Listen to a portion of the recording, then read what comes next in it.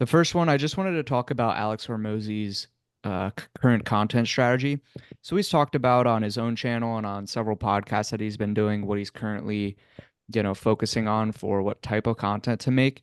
And he pretty much describes how he transitioned a while back from his whatever content he was doing before. And then they said, okay, we want to do more of a mass market strategy just to pump up the views and pump up the overall reach and everything like that.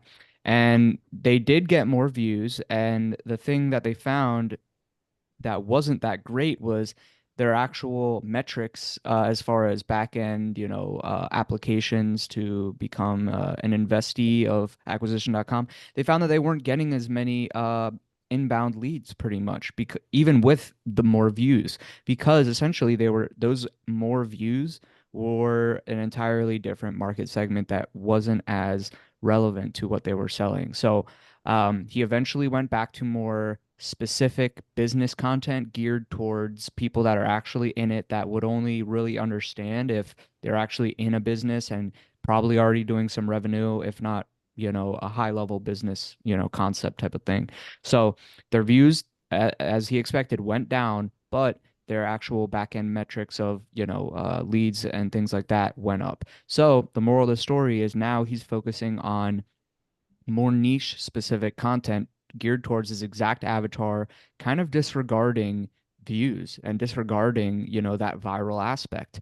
And he's gone on to say how in several instances he's seen businesses where the person has like a 3,000 followers on Instagram, like 3,000 followers on Instagram, but supposedly they're doing like a million, a year or a million, I don't know exactly how accurate but like a good amount a month or a million, millions a year with smaller niche audiences, but they're just making content specifically for that audience and it works. So I think going forward into content nowadays, you shouldn't necessarily be as worried about the views and subscribers. Just be focused on making content, specific content for your exact problem, and hopefully your content is good, and hopefully the problem you're solving is good, and just kind of trust that that content will find the right people, and those right people will, if your content is good and if your solution is good, will end up booking a call with you, and you'll get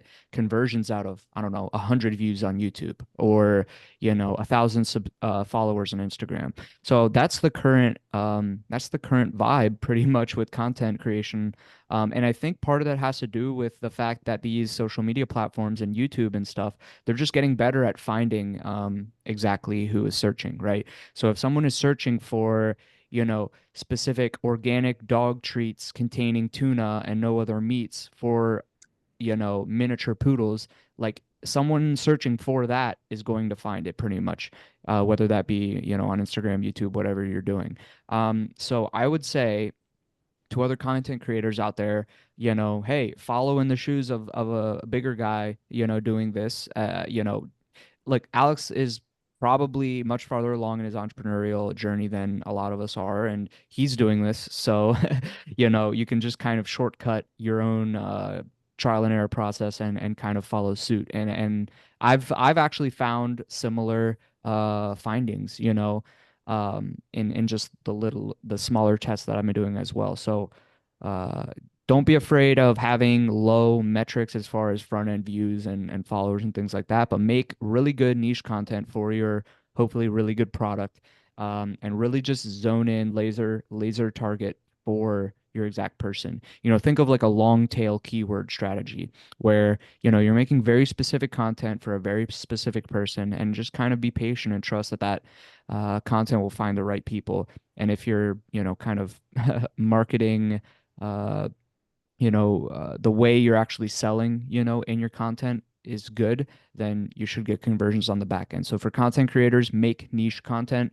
make good niche content, and you'll be fine. Now, the thing that I've struggled with, and I kind of at this point want to hear your thoughts on it, Christian, is, the thing is a pattern I've noticed with a lot of these bigger creators is like easy for you to say, Alex, you already have 1 million subscribers, you already have 2 million subscribers. So for you to niche down and make videos that instead of getting 500,000 or a million views, they only get 100,000 views, yeah, you're getting conversions, but like, what about me with like my 126 subscriber YouTube channel? You know what I mean? Like, at some point, I gotta like expand my net to contract it, right? A lot of these bigger creators, they made their initial money by like blasting ads or like going super mass market, and then they tone it back, and instead of getting 100,000, views on their video, they're getting 10,000, and they're making much more niche content. But hey, you already expanded your net, and then you're contracting. So I'm not 100 million% sold on this exact piece of advice, because one way I might be inclined to nuance it is like, look, dude, if you're super small in the beginning, maybe consider making that viral mass market content and then contract back towards your ideal avatar a little bit. So, um, that is my thought. And Christian and I have been kind of toying around with similar concepts because we're running a podcast channel, and we've, should we make more, mass market viral type of videos, or should we just continue to make like very niche topic videos, right? And kind of like maybe we'll grow much slower, but I guess we'll be finding more of exactly our audience.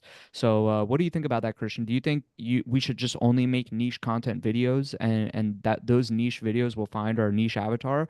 Or do you think, maybe a way to nuance it would be make mass market stuff in the beginning just so that you're like on the radar, and then you can contract back towards your niche avatar? Um, well, okay, it's an interesting way to frame it. I mean, firstly, I will say like creating like you say like, do you think we should create viral content initially, or should we create, more niche content initially? But it's Yeah. like but like you can't just go like not. I wish I could just snap my fingers and create viral content. If I could, I Yeah. would, right? But Yeah. that's the the Yeah. assumption there is that you and I are able to just go create viral content. But that's not the case, of Well, course. should I mean, you we gear around your intention or your efforts? oh, I see what you're saying. Yeah.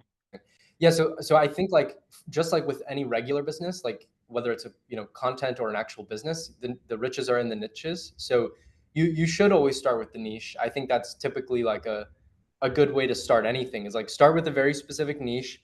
You'll find a tribe of 1,000 like true fans, and then as you grow, you can certainly sort like widen that net. But here's the difference though. It depends what you're selling. If the thing that you're selling is meant for a very specific niche, then you should stay niche.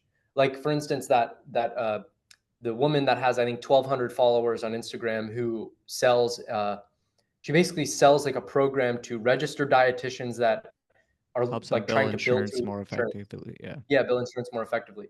So that's a very, very niche product. She doesn't want to start trying to create viral content for more stuff because she will lose her actual customers. Like the people that are making her rich, she will lose them because her content no longer speaks to that audience, right? So in the case of Hormozi, his goal is to get better, more qualified businesses applying to acquisition.com so he can build his portfolio and get really, really good companies in his portfolio. But he can't do that if he's making content that doesn't speak to that audience.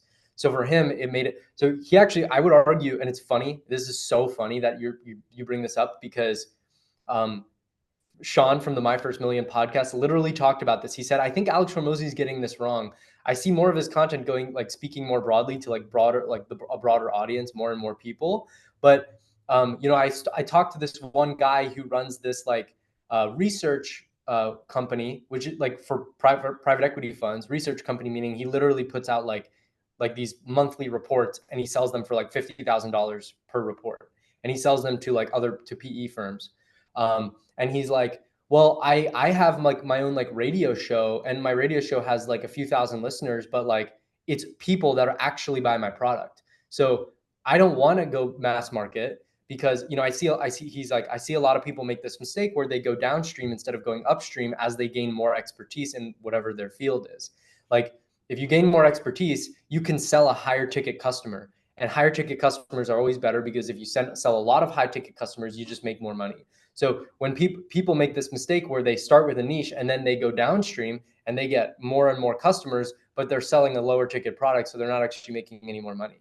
So Sean was like, yeah, I think Hormozi needs to go upstream because his customer is people that want to, that want to get investment from acquisition.com. So he literally called this, 3 pointer nothing but net. It's funny that Hormozi's changing it, but Hormozi may have actually done this in the most effective way possible, because now the people that, like, more people just know who he is, right? They know what he does, they know who he is, but now he's actually making content that speaks to all to the people that he really wants. So he gained name recognition, and now he's creating content that speaks directly to his target audience. So I think it's he through that, what could be seen as a misstep, I think he actually probably maximized the effect of what he's doing now, which is creating that niche content. So I would say it depends what your product is. If your product is something that needs to be consumed by a niche audience or a niche market, then you should stay niche. If your vision for your company is to go broad, then you will eventually, like, you do need to go broad. It's something that Yeah. just, yeah. I think one way to look at this is like in the beginning, you do need to just get known, but mostly by your target audience. So like, you wouldn't necessarily go on for the registered dietitian example, you wouldn't necessarily go on YouTube and start making mass, viral content and then hope and then try to contract back to registered dietitians because it's like that's just a tough thing to do. It really does depend on your situation, but in the beginning, yeah, you need to get known, but do it in a way that you're really still just getting known in your niche and really just at the end of the day, one way you can really rest assured that you're not going wrong is just by speaking to your audience like exactly, and you continue to do that like I said with good content and with a good product, then they'll hear it. Just make sure you're getting known at the same point. So you were kind of saying like he didn't necessarily make a misstep because he was getting that brand recognition, that family name type of thing, and his content was still all on YouTube. So